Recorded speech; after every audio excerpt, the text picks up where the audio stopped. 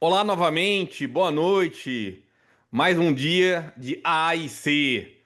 Então, eu sou o Fábio Porto, estou aqui com a Selene e com o Lucas, que a gente está fazendo os highlights do AIC, o principal congresso de Alzheimer do mundo. Então, boa noite, Selene, boa noite, Lucas. Boa noite, Fábio. Boa noite. Então, antes da gente começar, vou fazer aqui uns lembretes. Se você gosta desse tema, curta, comente, salve, compartilhe e se inscreva no canal da Brás. Então vamos lá, highlights do segundo dia do AAIC. Então vamos começar primeiro com as damas. Selene, o que você viu de mais importante hoje? Olha, Fábio, hoje o segundo dia foi muito intenso, muitas aulas incríveis, mas como o tema é tão caro para mim, o dia começou importantíssimo com a reunião sobre políticas públicas, uma mesa que foi conduzida pelo pessoal da Organização Mundial de Saúde, com a participação da Alzheimer's Disease International, representantes do Ministério da Saúde do Canadá e dos Estados Unidos. Essa mesa foi extremamente interessante, mostrando as ações da Organização Mundial de Saúde, a importância do tema, da construção dos planos nacionais de demência. Então, eles mostraram o cenário no mundo, como os países estão se organizando nesse sentido. E, posteriormente, a ADI, o representante da ADI, da Alzheimer's Disease International, falou mostrando, então, países que tinham planos nacionais de demência instituídos e colocando o Brasil como um desses países. E, na sequência, então, teve a apresentação do Plano Nacional do Canadá e do Plano Nacional estadunidense. A gente pôde participar colocando que o Brasil efetivamente não tem um plano. O Brasil tem uma política, a gente tem um ano aí de política nacional do cuidado integral à pessoa com demência, e a gente tem algumas iniciativas, sim, interessantes, como o RENADE, que foi contratado pelo Ministério da Saúde. Temos pesquisadores de altíssima qualidade, mas que estão todos interessados em colaborar, mas a gente ainda não tem um plano. Nós temos um sistema público de saúde que tem grandes forças, grandes trunfos, programas de imunização, de cessação de tabagismo, de hipertensão e diabetes, que podem ser utilizados nessa estrutura. Então, a gente questionou, mostrou que o Brasil está trabalhando nesse sentido, que a gente vai fazer ações no final do ano, né? Nós vamos ter um seminário específico sobre políticas públicas no final do ano, e nós aproveitamos, então, para estreitar laços com a Organização Mundial de Saúde, que está apoiando esse nosso evento através da OPAS, né? E também da ADI, do World Dementia Council. Foi muito interessante a apresentação do plano do Canadá, que é um plano bastante extensivo, bastante comprehensive, bastante Abrangente. abrangente, Abrangente. e que fala da organização de toda uma sociedade, da colaboração de toda a sociedade para a construção do plano, um plano inclusivo que pensa em minorias, um plano baseado em ciência, um plano que tem um investimento grande, sim, mas que tem bastante participação, tem geração de dados, que é muito importante, e vigilância sobre os casos, sobre as intervenções também que são feitas. Então, foi uma mesa super rica e que a Abras teve grande oportunidade aí de relações, de estreitar laços com essas instituições. Muito bem, e eu já escrevi e vou falar aqui, né? Eu parabenizo a Selene, né? Nossa presidente da Nacional, da Brás, pela coragem e pelo esforço que ela faz para resolver esses problemas. Então, parabéns, Selene. E E eu lembrando assino aqui, embaixo os parabéns para isso, Selene também. São Obrigada, Paulo gente. tá de acordo, né? Então, lembrar aqui que esses highlights têm o patrocínio da Lilly. tá? Então, a gente enfatiza aqui que a nossa opinião é independente, né? Mas lembramos e agradecemos a Lili pelo patrocínio. Vamos lá, Lucas. Tenho certeza que você vai querer falar de biomarcador, né? Biomarcador no plasma. Como é que estão as coisas? Hoje foi o dia dos biomarcadores, né? Eu até antecipei ontem, e eu achei muito interessante os biomarcadores no plasma. E eu vou falar daqueles que têm um apelo mais imediato para a gente usar, tanto na clínica, com pacientes já com comprometimento cognitivo, quanto pensando no futuro em triagem de sujeitos cognitivamente normais, né, em termos de é, risco iminente de aparecimento de declínio cognitivo. Então, são dois marcadores que estão sendo mais estudados nesses aspectos. Os dois são marcadores de Tau, né? O primeiro é a fosfotal, ou a porcentagem da fosfotal 217 em relação a Tau 217 não fosforilada, né? Já é um marcador disponível na prática clínica e que ele reflete o início da patologia Tau e também reflete a patologia amiloide. É um bom proxy de amiloidose no cérebro. No entanto, ele não é um marcador que consegue estadiar a patologia da doença de Alzheimer. Ele é um marcador categorial, um marcador qualitativo. É sim ou não, é positivo ou negativo. Sendo assim, ele é um bom instrumento para diagnóstico de pessoas que já têm uma clínica e têm comprometimento cognitivo leve ou que têm demência, e aí, com o resultado positivo, a gente aponta para uma declínio cognitivo, CCL ou demência, na doença de Alzheimer. Mas ele não é um bom marcador para você predizer a trajetória cognitiva desse paciente, porque ele não está associado à patologia tal.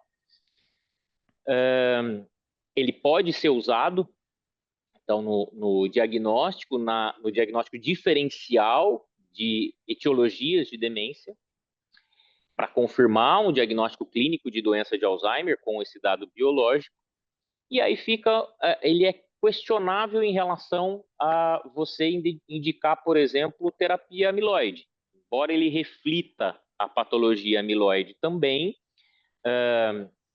ele, principalmente na população brasileira, que é muito diversa, e a validação dele é numa população caucasiana, sobretudo, ele ainda é questionável e ainda não pode prescindir de uma confirmação com líquor ou com PET amiloide. Lembrando que os guidelines da Academia Brasileira de Neurologia não incluem ainda o marcador sanguíneo para diagnóstico biológico de doença de Alzheimer. Tá?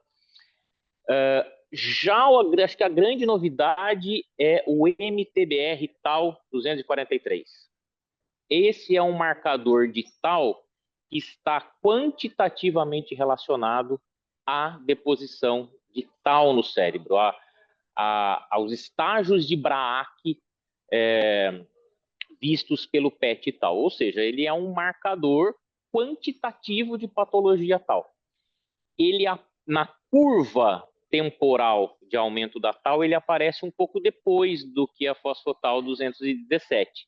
Então, ele é menos sensível que a 217, mas com ele a gente consegue, principalmente em cenário clínico, determinar com alto nível de certeza a patologia tal e estratificar essa patologia, como foi feito, por exemplo, no estudo do donanemab, que foi estratificado em baixo, médio tal versus alto tal. Não tem um estudo que estratifique ainda para tratamento com droga anti-amiloide pelo MTBR tal, mas pode ser um bom proxy.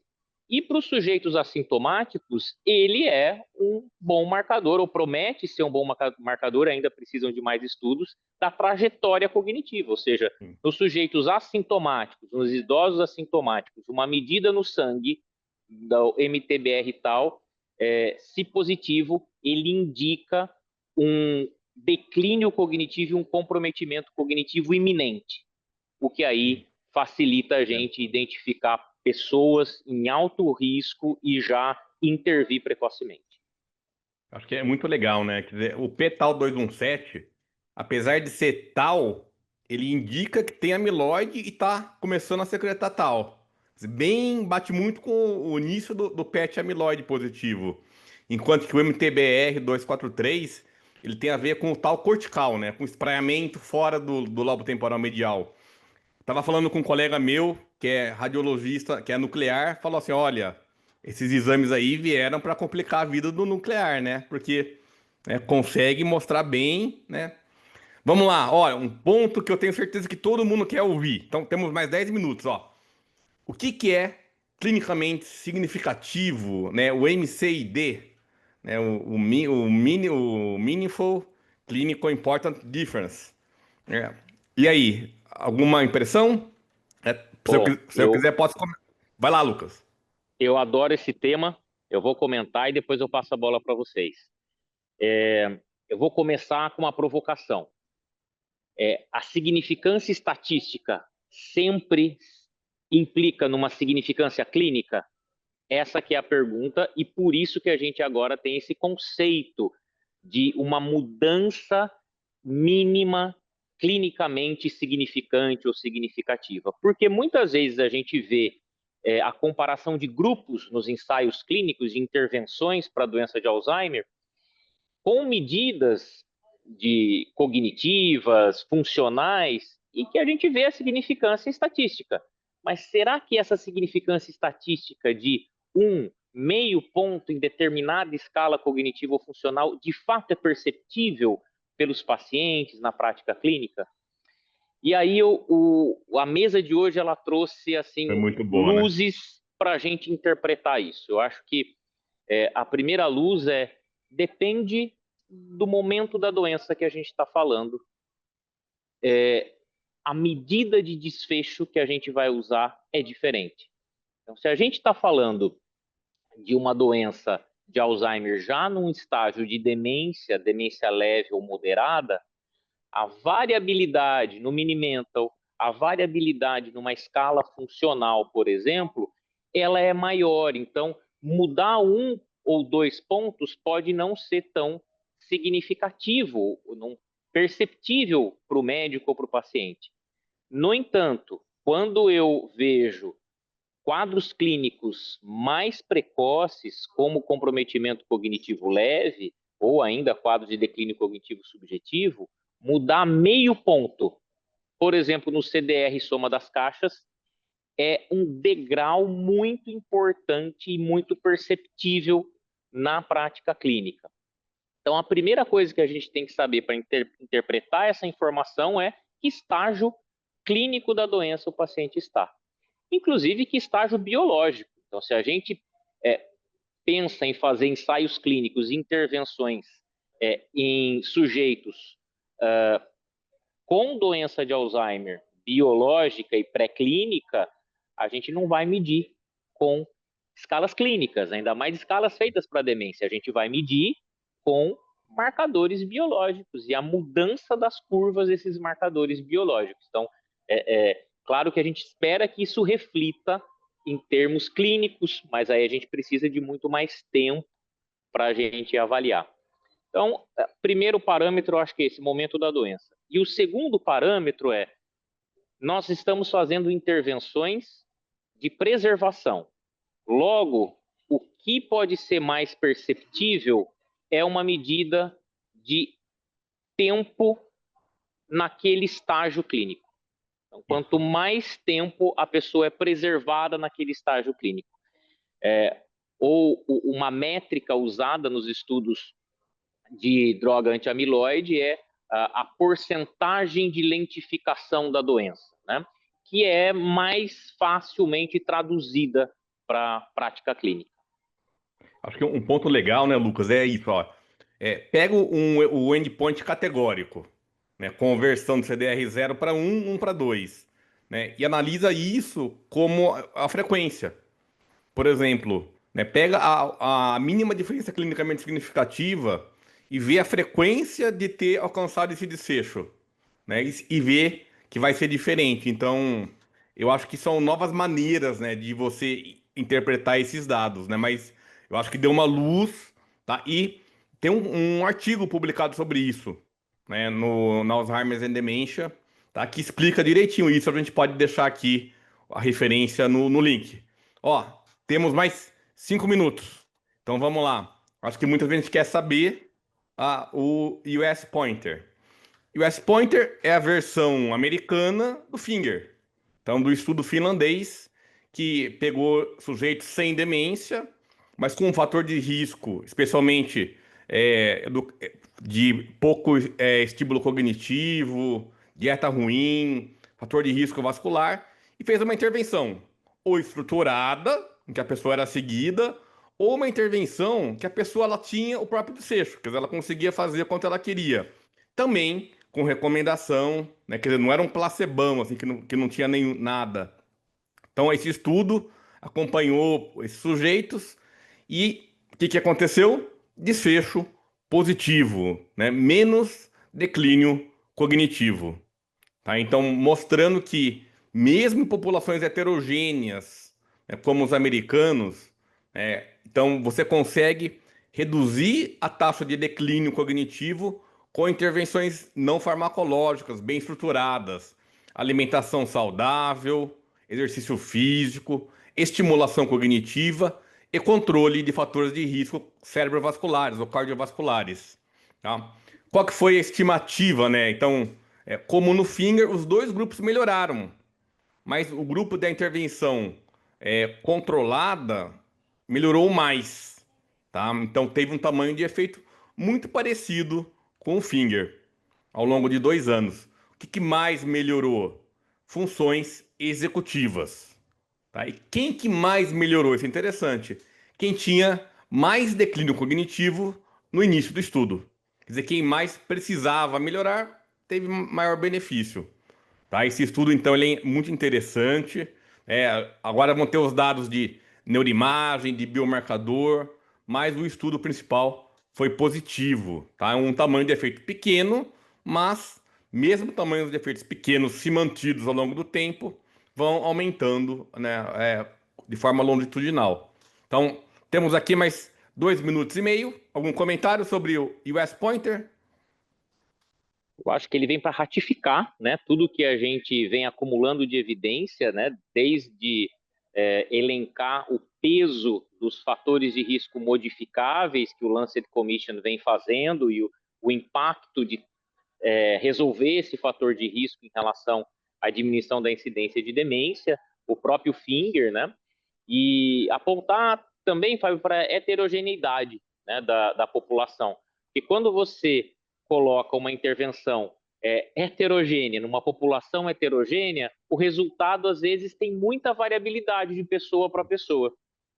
Se a gente aplicar mudanças de hábitos de vida e de forma personalizada tratar os fatores de risco que cada paciente apresenta, ou seja, homogeneizar intervenções e grupos que estão recebendo a intervenção, certamente esse tamanho de efeito ele aumenta. Então, eu acho que grandes estudos a gente tem que ter esse olhar para a população, e o olhar para o indivíduo ele é diferente, e nesse caso ele tende a mostrar maior tamanho de efeito ainda. Um dado legal, né? 30% da população era não branca, tá? Então isso para o estudo americano, né? Estamos aqui no nosso minuto final. Recados. Então, primeiro, mais uma vez, agradecer a Lili, nossa patrocinadora, e lembrar que em outubro nós teremos a 7ª Jornada Paulista de Alzheimer. Quer falar, Lucas?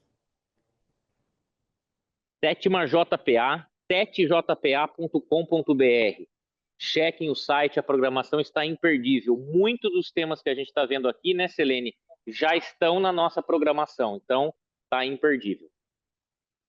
Eu quero agradecer mais uma vez, reiterar o agradecimento à Lili, que tornou esse projeto possível, e agradecer a todo mundo que está assistindo, super interessado.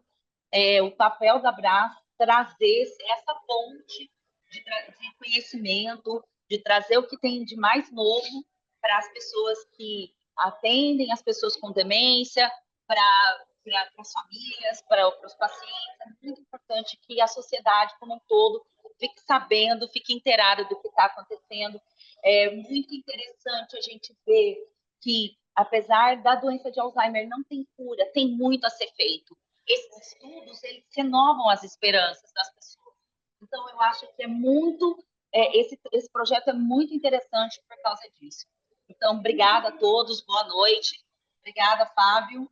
Até amanhã. E até amanhã. Até amanhã.